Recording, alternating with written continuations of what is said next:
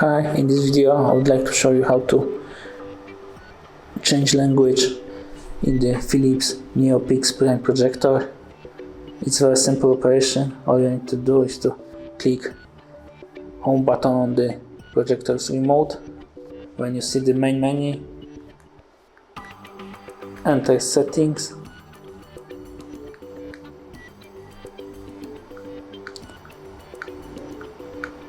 go down to the language, and now with the side arrows on the projector's remote you can choose your language.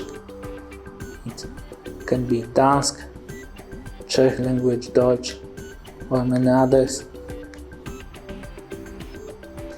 It's all. Thank you for watching. If you like this video, give us a like and subscribe to our channel.